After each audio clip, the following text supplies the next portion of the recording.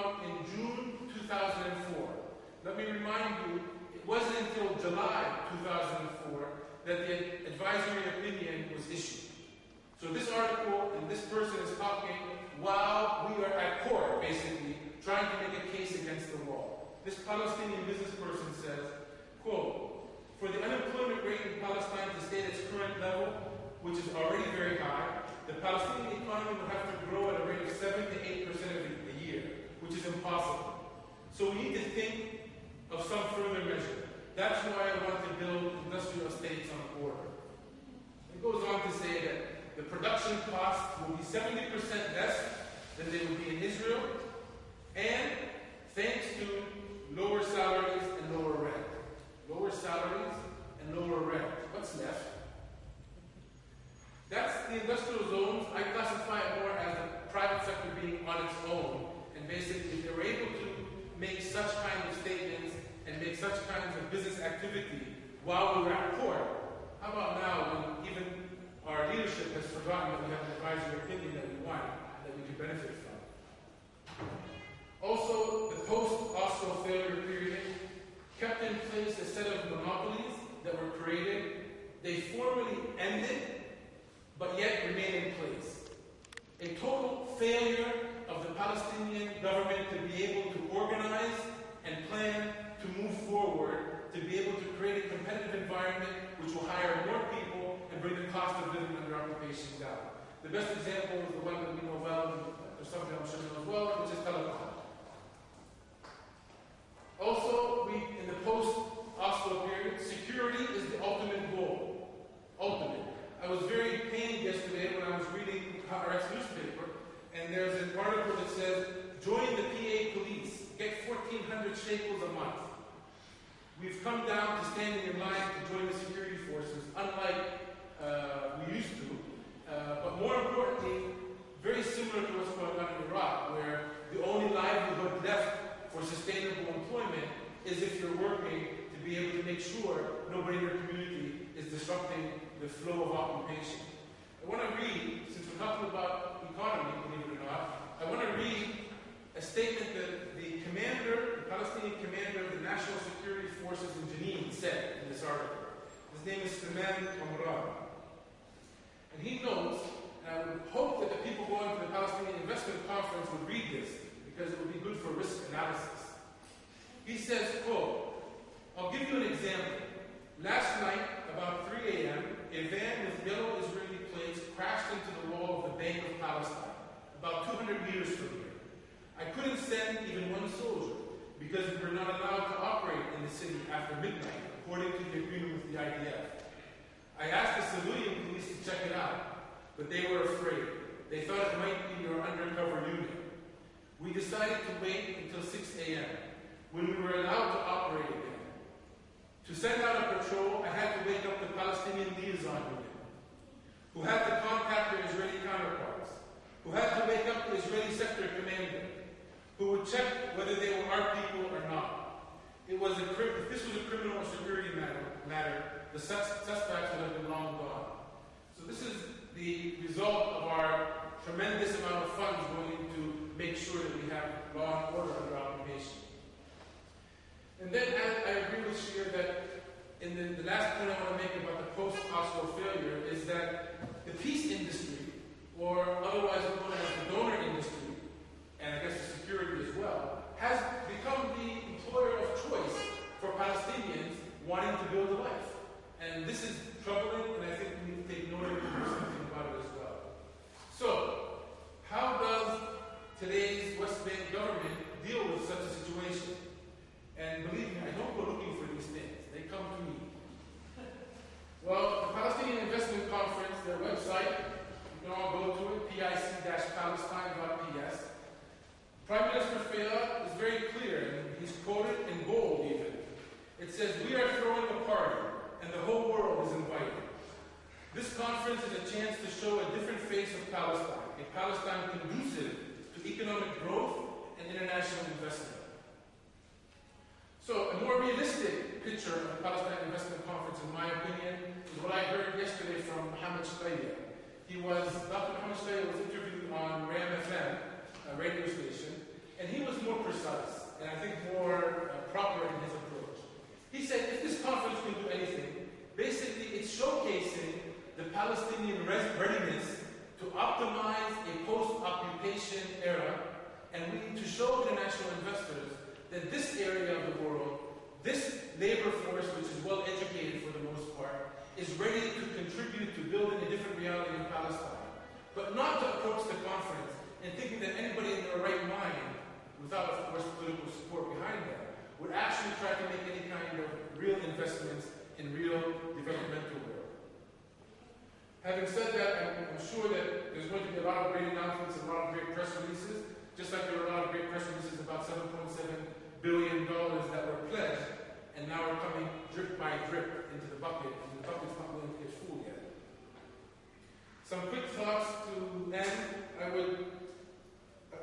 And some thoughts, they are thoughts looking forward. There wasn't enough time here to actually go into a long debate. But thought number one is that the siege on Gaza must end. This should be our highest priority, par none. Par none. Bush coming to town or not coming to town, having an international conference or not having an international conference, should all become secondary to the oppression in Gaza to be stopped. Second point that I have in mind, looking forward, is that economic leadership cannot be detached from our political leadership. You know, because with all that I say above, we must engage economically. I mean, I'm in the business community. I wake up in the morning trying to go make a profit and get some jobs created. And I will not stop doing that after giving this presentation. But the goal of what I'm trying to get out of my efforts is the goal that I'm hoping the larger Palestinian private sector would get out of it, which is goal number one, to reduce the cost of living under occupation. Not the cost of living as calculated by the international community. The cost of living under occupation, the cost of going to school, the cost of paying your telephone bill, your electricity bill, your water bill, the cost of filling your car with gas, and so on and so forth. If we cannot create a serious reduction in the cost of living in the occupied territory, we can expect an outflow of more than 44% of our population from the occupied territory. Infrastructure.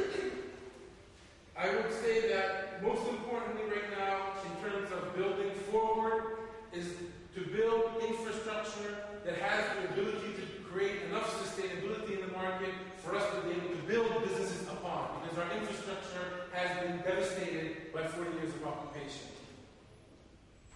And I want to stop on the infrastructure note for a second, because I think it's important to know that there are some announcements happening in the market being taken positively, but they are in clear opposite view of what I'm saying.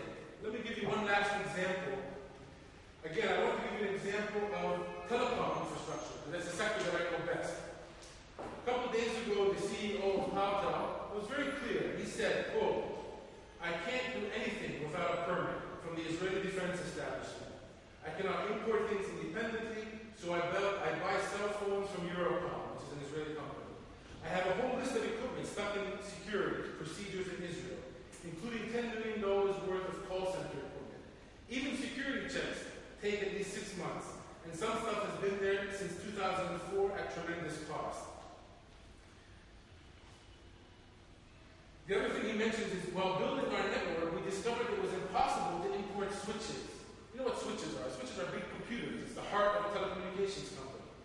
Basically, Israel has told Paltel long ago that if you want to build infrastructure, as per Article 36 of Oslo, which gives you that right, you are more than welcome to build the best company in the world, but you will not bring infrastructure into the country. Thus, as the CEO states in the article, his infrastructure, the infrastructure of Paltel, the infrastructure of every call we make, is sitting in London. He only said London. I know more. There's another set of infrastructure sitting in Penticton. I know a little bit more than that even. In both locations, they're not sitting in Palestinian-owned premises or third-party premises. They're sitting in Basic International at those locations, including the one in London, which to me is unheard of. To leave the occupation, to go and invest in more occupation in London to be able to serve people under occupation. But that's not all. If you heard on the news the last several weeks, there was a big exciting news story that Rafah in Gaza was linked to the electricity grid in Egypt, and Jericho in the West Bank was linked to the electricity grid in Jordan. Big news, very positive. The Israelis were saying, see, we're not that bad. We're allowing them to have alternative sources of infrastructure. Wrong answer. If we are not able to have infrastructure in the country to be able to do what the international community is demanding of us, which is to build an economy that's transparent and modern, then we need to make that a red line and not to acquiesce with that and say, okay, we accept that burden, we accept that higher cost, and we're going to deal with it by linking ourselves to the outside world and yet creating a deprivation of infrastructure within the country. And water is the same thing. Today there's an article, and the illegal Israeli settlements, not built haphazardly, but built on top of water aquifers in the West Bank. So now the Bahour, the Israeli water company, takes that water and sells it back to some of our population at a profit, of course. And today, what's the news story that they're probably going to announce tomorrow on the conference? Israel, the Israeli Defense Forces, has permitted the Palestinians to build a desalination plant. I don't know how many tens of millions of dollars for them to be able to pump water from the Mediterranean to this plant, to be able to desalinize it, to be able to give to the Palestinians. Infrastructure being allowed to be invested into the community is a red line that we can no longer say, it's okay, we'll deal with the constraint. Because the business community is the easiest to deal with any constraint. If you have money and enough people around you, we can deal with most problems. But it will just dig our political problem deeper and deeper in the ground. And I would say, in the last point of infrastructure, that education needs to be seen as an infrastructure. If our human capital is the asset of Palestine, then we cannot allow Israeli policies to make that capital free, whether it's arbitrary border crossing control, or whether it's putting pressure on the communities to create an economic deprivation that makes people free just to be able to live. To close, I want to talk about, again, another thought going forward is land usage. I feel land as people, being the crux of this conflict, needs to be dealt with in a more strategic way. Do we know where all of our lands are? We don't. For the last 10 years, I've been reading about a land registration project to actually put in a computer the plots of land and who owns it. I have a little bit of experience from 10 years ago when I was exposed to the fact that since 1948, we as a community, as a leadership, have not even documented 1948 lands. So as we negotiate final status, as we negotiate compensation for refugees, as we negotiate rate of return, we don't even know yet precisely what was taken from us. In today's world, that's no longer acceptable. In today's idea of planning forward, that's no longer acceptable. I would say again, and moving forward, that the diaspora community, the one that I come from, can no longer be seen as icing on the cake. If it happens, great. If it doesn't happen, too bad. That's not a good answer. That's not an acceptable answer. An elected Palestinian leadership must take the reins of being able to tap the diaspora community in a serious and real way. That doesn't mean every Palestinian diaspora is going to come back. My wife would say, please don't, we don't have enough water. The important thing is that every diaspora Palestinian is linked to this cause. Like we were linked, for the most part, pre-Oslo. And anyone who lived in the diaspora community knows how close we felt to not only the first Intifada, but even to the invasion of Lebanon, even then we were sitting in Ohio or London or Saudi Arabia. Today, those diaspora communities are becoming further and further apart from us. Quickly, we need to focus on more boycott, divestment, and sanctions at all levels. At all levels. Private sector, civil society, and government. I don't have time to go into my notes here, but what I want to say is that I built a Plaza shopping center, and I had to make a very heavy decision. Do we put products that are in the market in the store, or don't we? Which happen to be about 40-50% Israeli products, or 10% settlement products. I took a decision at the time with the team that I had that we could not put Israeli products given our occupation, our economy is occupied, and we are a competitive company in the market. But we did take a conscious decision not to put settlement products in the market, in the shopping center. Today, settlement products are still in our market, on the streets that you walk on. You can buy Israeli water, you can buy Israeli biscuits, you can buy it. Why is this the case? We can no longer accept that we leave the burden of boycott, divestment, and sanction to the individual consumer to resolve. The individual consumer has a role, but the government in setting policy and implementing policy has a role as well. I would claim that those hundreds of thousands of young men that are trying to find 1,400 shekels to work as a policeman, don't let them just move traffic in the middle of town. Why don't we put them on the entrances and the exits of town to be able to stop settlement products in a real way? And while they're there, give them some kind of early warning system so they can tell the community when an Israeli undercover squad, death squad, is entering the city. We can make better uses of the resources that we have, and we don't, economically and otherwise. I apologize in advance for not taking a traditional approach to covering the economy or the private sector, but I assume that all the success stories that I know and many of you know are going to be brought up in the next 2 or 3 days. So I'll leave the Palestinian Investment Conference to be the marketing arm of the positive part of our private sector. But I want to leave you with a couple questions. I call them food for thoughts. I'd rather call them food for action. And if I'm too bold, please excuse me as well. What would you do if in early 2006 your country's Attorney General reported that he had uncovered the theft or misuse of $700 million within the PA, or within your government, and suspected that billions were involved, and never spoke about it again? What would you do if the apartheid separation wall was a source of income to those tasked to dismantle it? What would you do if a minister designed a project with a donor while in office, only to leave the ministerial position to benefit for his or her business from that project? What would you do if your business was threatened to be closed down by your main supplier if you did not sell it to them? What would you do if your son, sister, and nephew all perished in a gas station explosion and no one was held responsible 2 years later?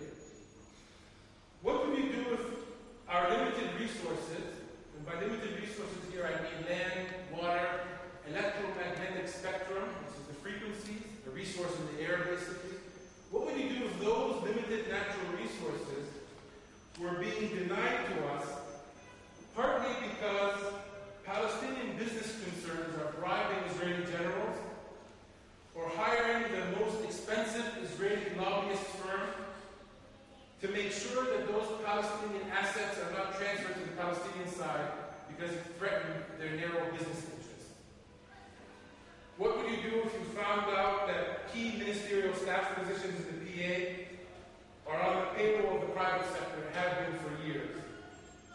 Lastly, what would you do if individual private sector interests were meeting with Israeli Defense Minister Barak in his home to negotiate the resources and permissions required for their narrow self-interest business projects?